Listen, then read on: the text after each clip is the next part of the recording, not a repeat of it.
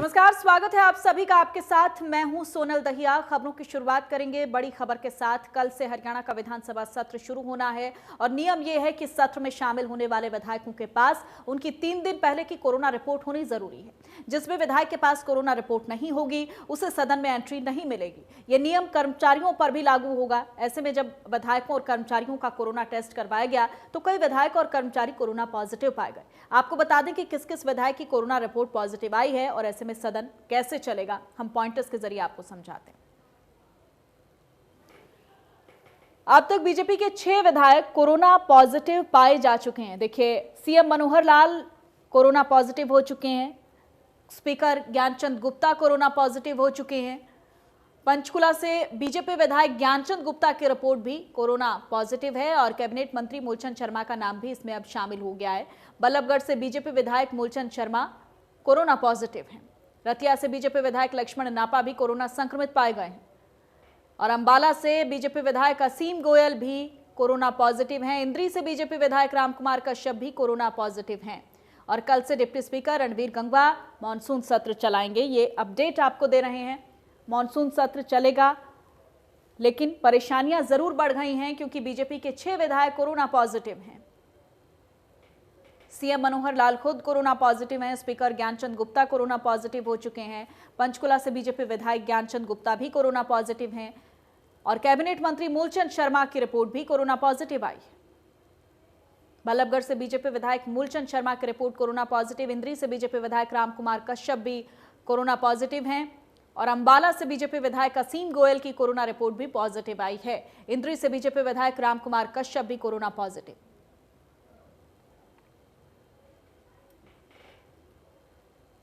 कल सीएम मनोहर लाल ने corona test करवाया था जिसके बाद उनकी रिपोर्ट पॉजिटिव आई है। देर रात ही वो चंडीगढ़ से गुरुग्राम पहुंचे और मेदांता में भर्ती हुए हैं। रात 2:20 पर वो मेदांता अस्पताल पहुंचे। अस्पताल की 14वीं मंजिल पर रूम नंबर 4311 में उन्हें भर्ती करवाया गया है। अस्पताल में जिस वक्त सीएम मनोहर लाल भर्ती होने के लिए पहुंचे उस वक्त CID chief Alok Mittal, police commissioner के राव और गुरुग्राम की बीजेपी जिलाध्यक्ष गार्गी कक्कड़ भी मौजूद थी।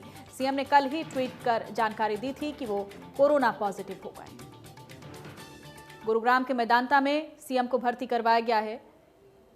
अब तक 6 विधायक कोरोना पॉजिटिव हो चुके हैं। खुद सीएम मनोहर लाल का नाम भी इसमें शामिल है। सीएम मनोहर लाल भी कोरोना पॉजिटिव हो गए हैं जिन्हें रात 2:20 पर मेदांता अस्पताल में भर्ती करवाया गया है।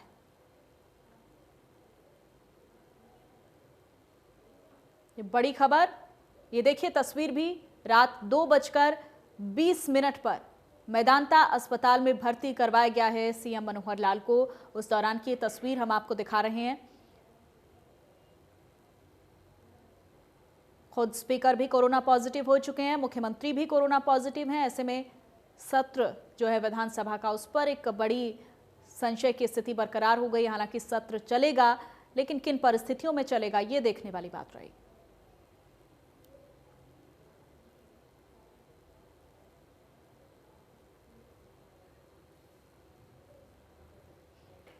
कोरोना की वजह से हरियाणा में भी हालात बिगड़ते जा रहे हैं। हर रोज 1000 से ज्यादा मरीज सामने आ रहे हैं और अब तो मुख्यमंत्री और स्पीकर के साथ साथ कैबिनेट मंत्री भी इसकी चपेट में आ गए हैं। कल से सदन चलना है और ऐसे में वीआईपी भी कोरोना की चपेट में आ गए हैं। बात चाहे सीएम मनोहर लाल की हो, स्पीकर ज्ञानचंद गुप्ता की हो या फिर कैबिनेट मंत्री मूलचंद शर्मा की हो, ये तीनों ही कोरोना पॉजिटिव मिल चुके हैं।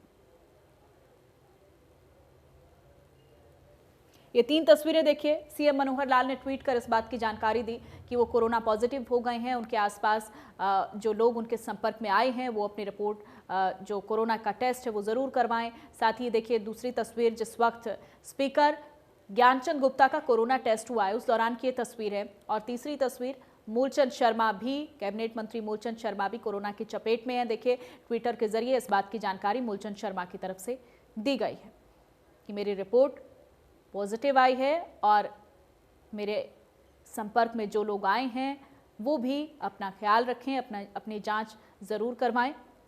फिलहाल उन्होंने खुद को आइसोलेट कर लिया है।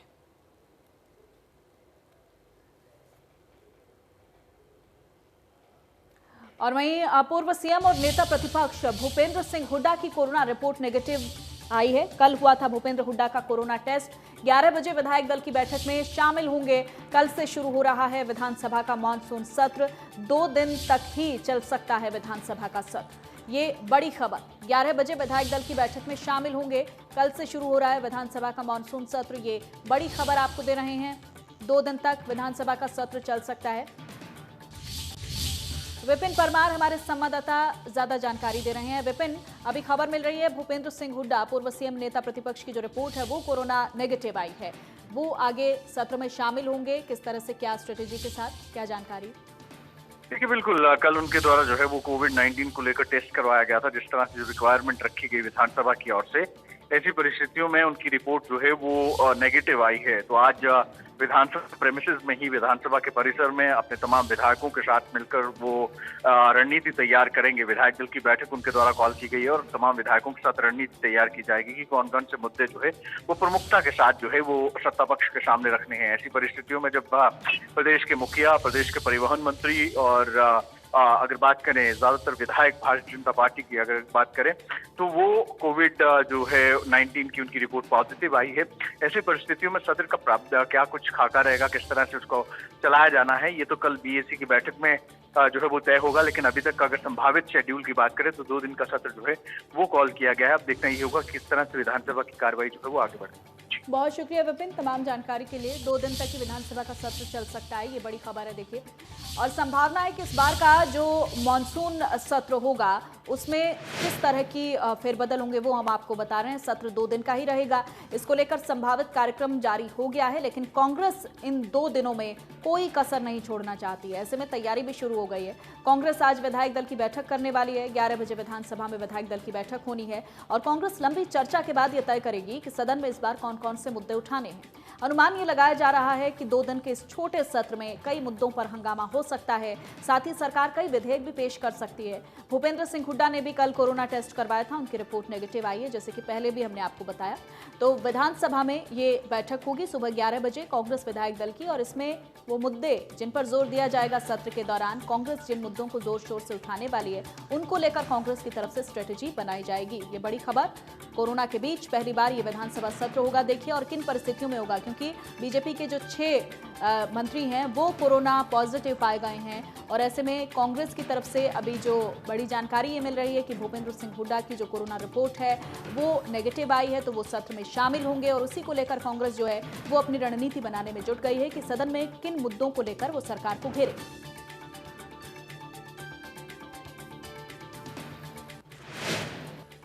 और प्रदेश में तेजी से कोरोना के मामले बढ़ रहे हैं। संक्रमित केस का आंकड़ा 55,000 के पार पहुंच गया है। अब हर रोज 1,000 से ज्यादा मरीज मिल रहे हैं, लेकिन अच्छी बात यह है कि मरीजों की रिकवरी भी तेजी से हो रही है। आपको दिखाते हैं कि हरियाणा में कोरोना की स्थिति कैसी है।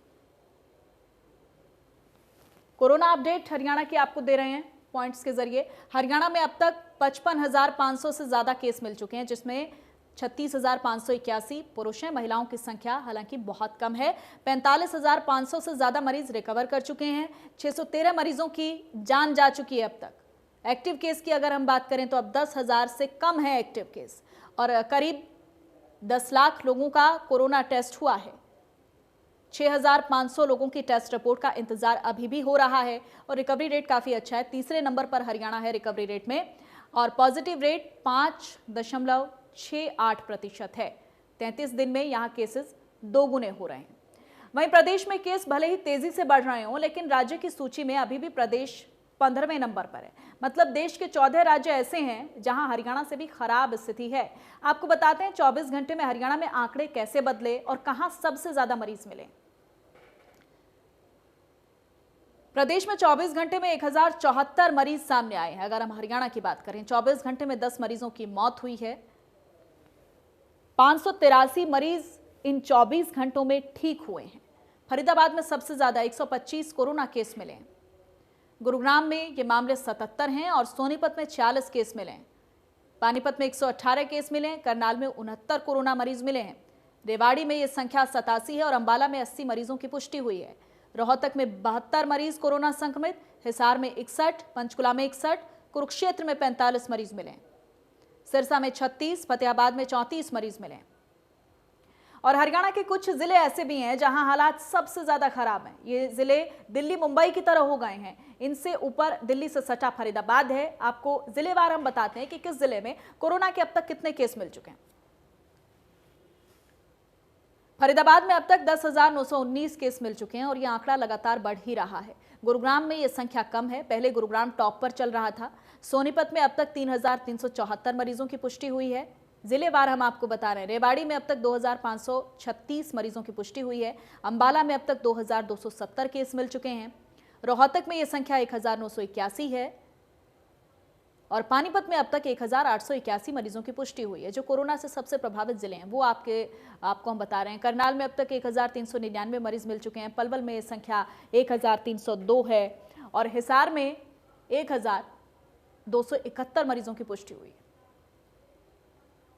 तो कोरोना के मामले लगातार बढ़ रहे हैं और जिलेवार स्थिति क्या है प्रदेश की, कौन से वो जिले हैं जिनके हालात बहुत बुरे हैं, जैसे दिल्ली मुंबई ये इलाके जो हैं वो बहुत प्रभावित हैं देश के सिनेरियो से अगर हम बात करें, लेकिन प्रदेश के सिनेरियो को अगर हम देखें तो वहाँ ये जिले सबसे ज़्यादा प्रभावित हैं जिनका हम जिक्र कर रहे हैं। अंबाला में अब तक 2,270 केस मिल चुके हैं। रोहतक में अब तक 1,981 मरीज मिल चुके हैं। पानीपत में अब तक 1,881 मरीजों की पुष्टि हुई है। करनाल में भी अब तक 1,399 मरीज मिल चुके हैं। तो ये कोरोना अपडेट देखिए, जिलेवार स्थिति क्या है प्रदेश की वो जानिए। और वहीं सिरसा में कोरोना के 70 नए मामले सामने आए, जिसके बाद एक्टिव केसेस की संख्या 542 हो चुकी है। कोरोना का प्रकोप लगातार जारी है। आज सिरसा में कोरोना की वजह से 11वीं मौत हुई। 56 वर्षीय महिला कोरोना पॉजिटिव थी और आज उसकी मौत हो गई। इस प्रकार कुल आंकड़ा मौत का कोरोना से होने वाली 11 तक पहुंच चुका है। जहां तक नए मामलों की बात करें तो नए मामलों का सिलसिला आने का लगातार जारी है। आज भी कुल 41 नए मामले सामने आए, जिसमें से 23 सुबह के बुलेटिन में और 18 शाम के बुलेटिन में सामने आए। अब लगातार जिस तरह से कोरोना का आंकड़ा बढ़ रहा है और अब बढ़कर 951 तक पहुंच चुका है। ऐसे में एक्टिव जो केसेस है उनकी संख्या 667 है, जिनमें से 384 का होम क्वारंटाइन में उपचार किया जा रहा है, जबकि 83 लोगों को एडमिट किया गया है और उनका उपचार किया जा रहा है। हालांकि पिछले 2-3 दिनों से लगातार देखें तो रिकवरी रेट लगातार गिरता जा रहा है। अब तक ठीक होने वालों की संख्या 473 है। लेकिन सबसे चिंता का विषय है कि अब तक सिरसा में 11 लोग कोरोना की वजह से अपनी जान गंवा चुके हैं। यही वजह है कि जिस पर लगातार कोरोना केसेस बढ़ रहे हैं, सरकार ने भी शनिवार और रविवार को बाजार बंद करने का फैसला लिया है। वीकेंड में किए गए लॉकडाउन का असर कितना होगा ये तो आने वाला समय बताएगा, लेकिन निश्चित रूप से जिस प्रकार से शनिवार और रविवार को ज़्यादा भीड़ होती है, इससे हो सकता है कि कोरोना फैलाव में रोकने में मदद मिले। सिरसा समर सिंह। और खबर करनाल से, जहां कोरोना के 63 नए मामले सामने आए और महिला कोरोना की जंग भी हार गई है। करनाल में कोरोना का कहर रुकने का नाम नहीं ले रहा। आज भी इसी कड़ी में 63 केस कोरोना पॉजिटिव सामने आए हैं। सीएमओ योगेश कुमार शर्मा द्वारा जानकारी देते हुए बताया गया कि आज कोरोना से एक महिला की मौत भी हो गई है। सेक्टर 6 की 59 वर्षीय महिला कोरोना से ग्रस्त थी और उसकी कल्पना चावला मेडिकल कॉलेज में आज मौत हो गई है। वहीं 63 केस पॉजिटिव आने के बाद स्वास्थ्य विभाग पूरी तरह अलर्ट है। सभी मरीजों को कल्पना चावला में भर्ती किया गया है। जो भी ज़्यादा गंभीर हैं उनको भर्ती करने के बाद उनको नीलोखेड़ी कोविड सेंटर में भेज दिया गया। वहीं जो परिजन हैं उनको क्वारंटाइन घर पर ही कर दिया गया और उनको मेडिसिन किट दे दी गई है। फिलहाल स्वास्थ्य विभाग की तरफ से पूरी चौकसी बरती जा रही है। करनाल से केसी आर्य, इंडिया न्यूज़। और वहीं चरखी दादरी के उपायुक्त शिव प्रसाद शर्मा और पुलिस अधीक्षक बलवान सिंह राणा ने कंटेनमेंट जोन का दौरा किया है और लोगों की टेस्टिंग करवाने और समय पर दवाइयां पहुंचाने के निर्देश दिए। चरखी दादरी के उपायुक्त शिव प्रसाद शर्मा एवं पुलिस अधीक्षक बलवान सिंह राणा ने आज चरखी दादरी के कंटेनमेंट जोन का दौरा कर अधिकारियों व कर्मचारियों को निर्देश दिए कि पूरी एहतियात इस इलाके में बरती जाए। दोनों अधिकारियों ने साफ तौर पर कर्मचारियों को निर्देशित भी किया कि पूरी तरह से न केवल सोशल डिस्टेंसिंग की पालना सुनिश्चित की जाए, बल्कि कोई भी शख्स बिना मास्क के बाहर ना निकले। साथ ही साथ अन्य हिदायतें भी जारी की गई। इसके अलावा स्वास्थ्य महकमे के अधिकारियों और कर्मचारियों को भी निर्देशित किया गया कि पूरी एहतियात कोरोना की लड़ाई के दौरान बरती जाए। हालांकि बता दें कि जिस रेशियो में चाहे प्रदेश की बात करें या देश की बात करें, कोरोना कोरोना संक्रमण के मामले लगातार बढ़ते आ रहे हैं, उनके अनुपात में चरखी दादरी में अभी इस तरह के मामलों में लगातार कमी दर्ज की जा रही है और स्थानीय प्रशासन, पुलिस एवं स्वास्थ्य महकमे को इसका श्रेय दिया जा रहा है। चरखी दादरी से सहयोगी अनिल लहरी व वीडियो जर्नलिस्ट सुमित अवस्थी के साथ रवि जांगड़ा, इंडिया न्यूज़ हरियाणा। तो कोरोना की रफ्तार लगातार डरा रही है और ऐसे में कहीं ना कहीं प्रशासन भी सक्रियता दिखा रहा है और ये सक्रियता जरूरी भी है क्योंकि केसेस लगातार बढ़ रहे हैं, जो चिंता का विषय है और साथ ही साथ लोगों को भी सतर्क रहने की बहुत ज्यादा जरूरत है। एक छोटा सा ब्रेक हम लेंगे, फौरन हाजिर होंगे। प्रस्तुत करता है हेम पुष्पा, इम्यूनिटी बढ़ाए, स्वस्थ बनाए, महिलाओं की नंबर 1 आयुर्वेदिक औषधि व टॉनिक। देश में एक दिन में फिर सामने आए करीब 60,000 कोरोना केस, 854 की मौत, 31,64,000 के पार संक्रमित केस, एक्टिव केस 7 लाख से ज्यादा। हरियाणा में एक दिन में सामने आए 1,000 से ज्यादा कोरोना मरीज, 10 की मौत, 55,000 के पार संक्रमित केस, एक्टिव केस 10,000 से कम।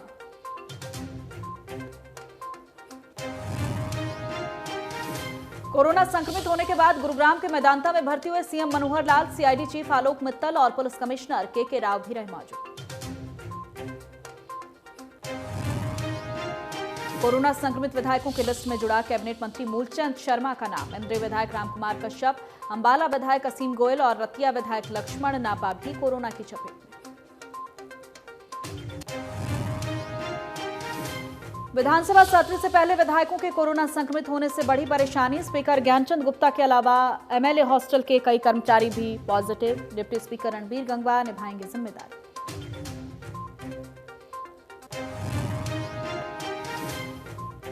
चंडीगढ़ में कांग्रेस विधायक दल की बैठक आज। मानसून सत्र में सरकार को घेरने की रणनीति पर होगी चर्चा। 26 अगस्त से शुरू होगा विधानसभा का सत्र।